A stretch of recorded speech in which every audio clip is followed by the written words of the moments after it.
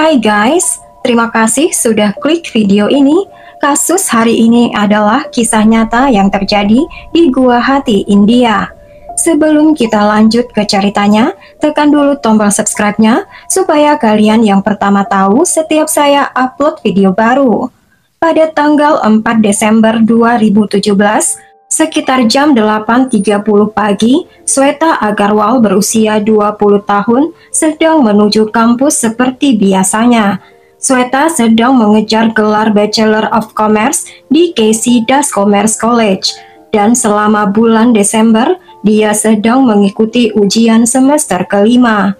Sweta adalah mahasiswa yang sangat cemerlang sejak kecil, dan setelah menyelesaikan wisuda, dia berencana mengejar karir sebagai akuntan. Negara bagian Assam memiliki perkebunan teh terbesar di India. Karena kehadiran banyak kuil kuno di Guwahati, kota ini dikenal sebagai kota kuil. Pada tanggal 4 Desember 2017, Sweta yang tinggal di Guwahati sedang menjalani ujian. Biasanya Sweta hanya membutuhkan waktu 15 hingga 20 menit untuk pergi ke kampusnya dari rumahnya. Namun Sweta akan meninggalkan rumah 1 jam lebih awal.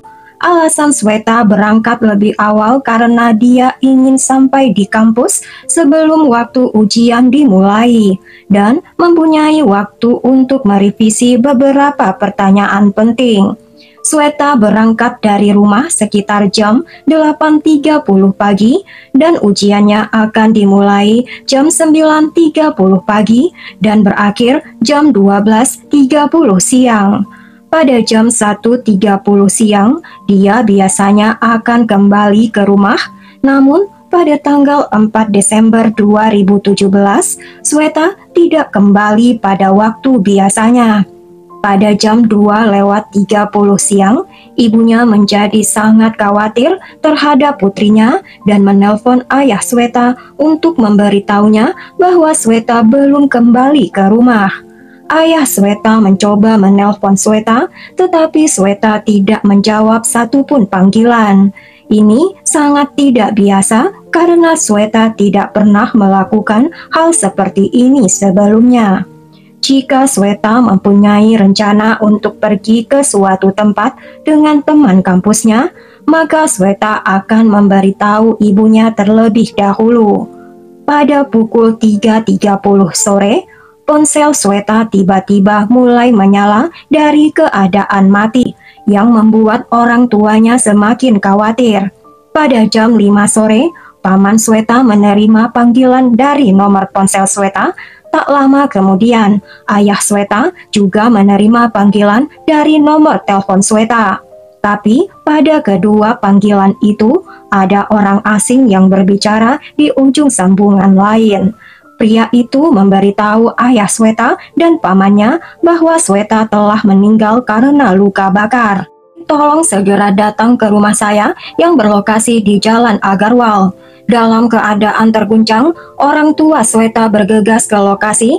Ketika mereka tiba di sana, mereka melihat kerumunan orang yang sudah berkumpul di luar rumah. Saat mereka masuk, mereka menemukan 2 wanita dan seorang laki-laki muda berada di dalamnya. Laki-laki muda yang berdiri di depan orang tua Sweta tidak lain adalah teman sekelas Sweta, Govind Singhal. Govind dengan berat hati dan mengarahkan orang tua Sweta ke kamar mandi. Di dalam kamar mandi, mereka menemukan jasad Sweta yang setengah terbakar, dan saat mereka melihat putri mereka dalam keadaan seperti ini, orang tua Sweta menangis. Setelah beberapa waktu, ketika keadaan sedikit lebih tenang, Govind mengatakan pada orang tua Sweta bahwa dia sedang duduk bersama Sweta di ruang tamu. Mereka sedang belajar kelompok, tetapi tiba-tiba Sweta pergi ke kamar mandi, mengunci pintu dari dalam, dan menuangkan bahan bakar ke tubuhnya dan membakar dirinya sendiri. Polisi juga hadir di tempat kejadian dan mengkonfirmasikan pernyataan Govind dengan berbicara dengan ibu dan saudara perempuan Govind. Kemudian polisi mengirim jasad Sweta ke pemeriksa medis Setelah itu polisi berbicara pada orang tua Sweta, dan melalui percakapan ini, polisi belajar banyak hal tentang Sweta. Sejak kecil Sweta sangat baik di bidang akademis, dan pada tahun 2015 dia menduduki peringkat teratas di seluruh negara bagian di sekolah menengahnya. Karena itulah pada tanggal 30 Mei 2015, foto Sweta dicetak di setiap surat kabar di negara bagian Assam. Setelah itu Sweta memilih kuliah di Casey Dust Commerce College. Selama studinya, Sweta juga mulai mengikuti magang sebagai seorang akuntan. Ini adalah jenis pelatihan praktis untuk akuntan. Govin juga mengikuti pelatihan artikelship dengan Sweta. Govin selalu menjadi mahasiswa yang biasa-biasa saja. Sementara itu, Sweta adalah siswa yang cemerlang. Ketika Govin merasa ragu tentang satu topik, maka Govin akan menanyakannya pada Sweta. Sweta dan Govin keduanya kuliah di perguruan tinggi yang sama, dan mereka pergi ke kantor yang sama untuk mengikuti pelatihan artikelship, yaitu pekerjaan magang. Mereka menjadi teman yang sangat baik. Perlahan persahabatan mereka tumbuh semakin kuat, dan kadang-kadang Sweta pergi ke rumah Govin untuk belajar kelompok. Bila Govin mengalami kesulitan memahami suatu topik, maka Govin akan memanggil Sweta untuk menghilangkan keraguannya. Pada tanggal 7 Desember 2017, Govin memberitahu Sweta, "Aku punya beberapa keraguan tentang suatu topik. Bisakah kamu datang ke rumahku setelah ujian?" Sweta setuju, dan setelah ujian, Sweta langsung pergi ke rumah Govin dari kampus. Setelah itu, Govin juga menceritakan kisah yang sama. Sweta pergi ke kamar mandi ketika mereka sedang belajar. Sweta menuangkan bahan bakar ke dirinya sendiri dan membakar dirinya sendiri. Polisi Assam melanjutkan penyelidikan mereka, menyelidiki kapan Sweta tiba ke kampus, kapan Sweta pergi dari kampus, siapa yang Sweta temui, kapan Sweta pergi ke rumah Govin, dan siapa yang melihat mereka dalam perjalanan. Sebagai hasilnya, ada 23 orang mengaku telah melihat Govin dan Sweta bersama. Beberapa tetangga Govin mengatakan mereka melihat Sweta memasuki rumah Govin, dan setelah beberapa waktu mereka melihat asap keluar dari kamar mandi rumah Govin.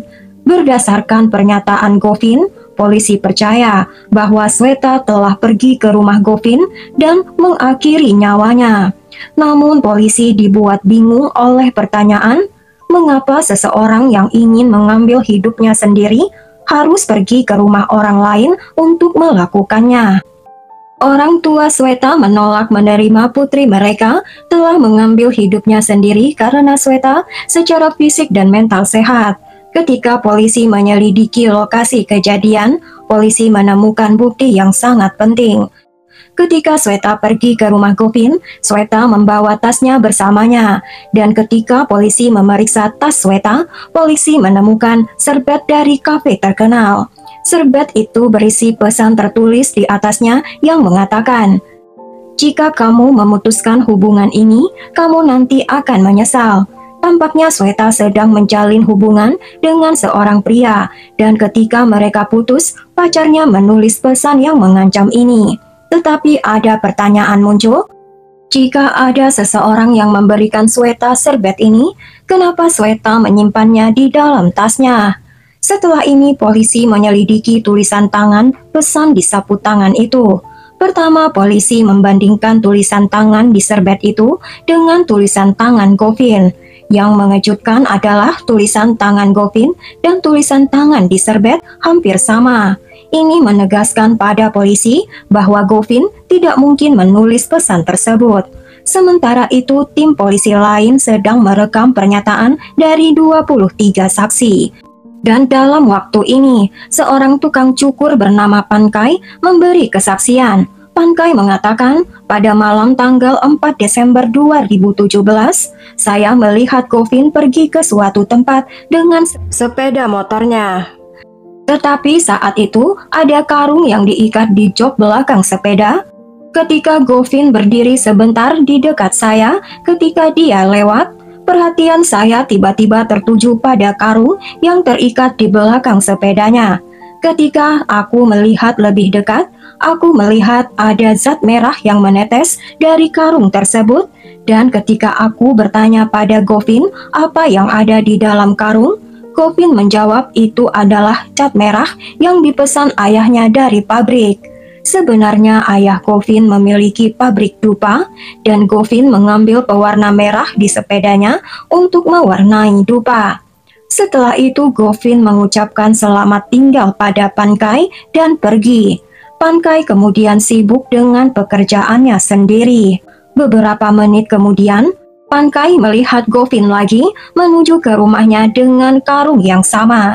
Ini tampak sangat aneh bagi Pankai dan polisi karena bila Govin telah membawa pewarna itu kepada ayahnya di pabrik, mengapa Govin membawanya kembali ke rumahnya? Sementara itu hasil autopsi Sweta mengungkap fakta yang mengejutkan. Menurut laporan ini ada luka yang dalam di kepala Sweta dan ada 13 luka bekas tajam di berbagai bagian tubuh Sweta. Setelah itu Sweta dibakar hingga tewas. Namun yang paling meresahkan adalah Sweta masih hidup ketika dia dibakar. Artinya dia meninggal karena luka bakar. Peristiwa mengerikan ini belum pernah terjadi di daerah ini sebelumnya. Pembunuhan ini meresahkan orang-orang. Polisi lebih jauh mengungkapkan bahwa Govin menyukai Sweta, tetapi Sweta hanya melihat Govin hanya sebagai teman biasa. Terungkap bila Govin telah mengungkap perasaannya beberapa kali, tetapi Sweta telah menolak perasaan Govin setiap kali. Polisi mulai memeriksa platform media sosial Sweta dan Govin. Polisi menemukan obrolan antara Sweta dan Govin di mana Sweta telah menulis tidak berarti tidak dan selalu tidak. Sekarang polisi memiliki beberapa petunjuk yang membuat mereka mencurigai Govin Singhal. Berdasarkan ini, polisi menangkap Govin dan membawanya ke kantor polisi untuk diinterogasi. Namun Govin menyangkal semua tuduhan terhadapnya dan mengklaim bahwa dia telah dijebak. Kemudian polisi memberikan bukti di depan Govin, seperti serbet yang ditemukan di dalam tas Sweta, pernyataan tukang cukur, dan obrolan di media sosial antara Sweta dan Govin. Semua bukti ini menunjuk Govin sebagai pembunuh Sweta. Setelah melihatnya, Govin menyadari bahwa dia tidak bisa lagi menghindari polisi. Akhirnya, Govin menceritakan sebuah cerita yang membuat polisi terkejut. Ketika Govin pertama kali melihat Sweta, Govin jatuh cinta kepada Sweta pada pandangan pertama. Meskipun kemudian mereka menjadi teman baik, Govin mulai mengundang Sweta ke rumahnya untuk belajar kelompok. Selama waktu ini Sweta mengira mereka hanya berteman baik. Di sisi lain, Govin menghabiskan lebih banyak waktu dengan Sweta. Sebagai hasilnya suatu hari, dengan memanfaatkan kesempatan, Govin mengungkapkan perasaannya pada Sweta. Tapi Sweta menolak pernyataan cinta Govin dan mengatakan, "Dengarkan Govin, sekarang aku ingin fokus untuk studiku untuk menjaga karirku tetap stabil." Govin mengerti kata-kata Sweta dan tetap tenang selama beberapa hari. Suatu hari Govin menyatakan cinta kepada Sweta lagi, dan sekali lagi Sweta menolak pernyataan Govin. Meskipun begitu, harga diri Govin tidak terluka sama sekali karena Govin benar-benar terobsesi dengan cintanya yang bertepuk sebelah tangan dan benar-benar ingin menikahi Sweta. Karena perilaku aneh Govin, Sweta mulai menjauhkan diri dari Govin. Tetapi karena mereka kuliah di perguruan tinggi yang sama dan melakukan pelatihan magang di kantor yang sama, mereka kadang-kadang berbicara.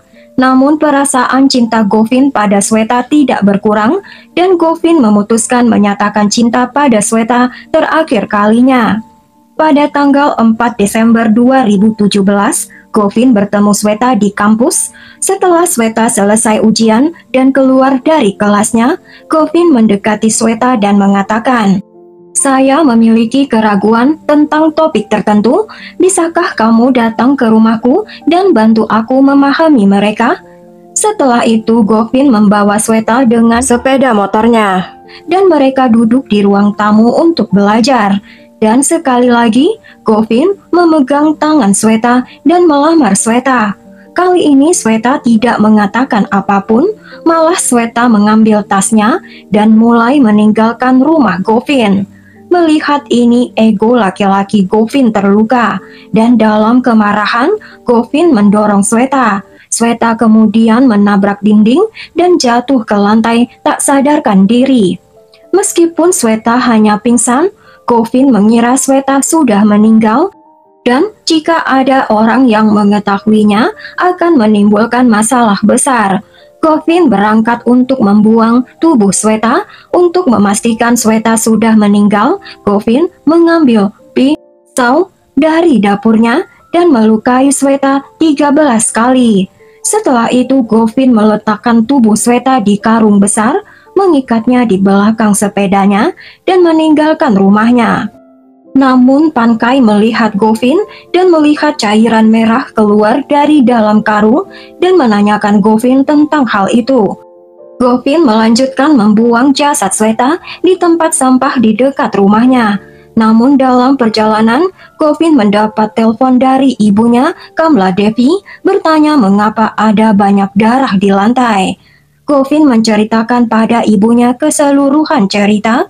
Setelah mendengarkan ini, ibunya menyarankan Govin untuk pulang secepatnya. Jika ada orang yang melihatmu dengan jasad Sweta, kamu akan berada dalam masalah serius. Penting untuk dicatat di sini bahwa ibunya berusaha menutupi kejahatan putranya. Ketika Govin membawa jasad Sweta kembali ke rumah dengan sepedanya, Pankai melihat Govin sekali lagi, namun kali ini Pankai tidak terlalu memperhatikannya. Ketika Govin membawa kembali jasad Sweta kembali ke rumah, saudara perempuan Govin, Bawani Singhal, juga hadir. Karena Govin sudah menyerang tubuh Sweta beberapa kali dengan sajam, Kamla Devi menyembunyikan jasad Sweta di kamar mandinya, menyiramnya dengan bahan bakar dan membakarnya. Dokter percaya, meskipun ada banyak luka sajam, Sweta masih hidup karena organ dalamnya tidak rusak parah. Ketika asap mulai muncul dari rumah keluarga Singhal, para tetangga mulai membunyikan alarm. Akibatnya Govin, Kamla Devi, dan Bawani Singhal terpaksa memadamkan api. Ketika berita ini tersebar, mahasiswa dan masyarakat Guwahati turun ke jalan untuk menuntut keadilan bagi Sweta. Protes dilakukan di siang hari dan pawai lilin dilakukan pada malam hari. Situasi meningkat hingga pemerintah negara bagian Assam mengirim kasus tersebut ke pengadilan jalur cepat untuk memastikan terdakwa menerima hukuman dengan cepat. Pengadilan butuh waktu 1,5 tahun untuk menghukum terdakwa, dan akhirnya pada bulan Agustus 2019, pengadilan mengumumkan putusan. Govin Singhal dijatuhi hukuman mati karena pembunuhan Sweta. Sementara ibunya Kamla Devi dan saudara perempuannya Bawani dijatuhi hukuman seumur hidup karena membantu pembunuhan dan menghancurkan barang bukti karena konspirasi. Mendengar keputusan ini, orang tua Sweta dan penduduk kota sangat senang karena merasa keadilan telah dijalankan untuk Sweta. Namun tak lama kemudian, terdakwa menggugat kasus ini yang berlanjut selama 1,5 tahun. Akhirnya pada bulan April 2022, pengadilan Guwahati menguatkan hukuman mati Govin, tetapi membebaskan Kamla Devi dan Bawani. Keputusan ini membuat kemarahan banyak orang. Kemudian pengadilan memutuskan untuk melakukan persidangan ulang untuk membuktikan kesalahan Kamla Devi dan Bawani. Secara mengejutkan, pada tanggal 12 April 2023, pengadilan mengurangi hukuman mati dari terdakwa utama Govin Singhal menjadi penjara seumur hidup. Bagaimana pendapat kalian tentang kasus ini? Tulis di kolom komentar ya.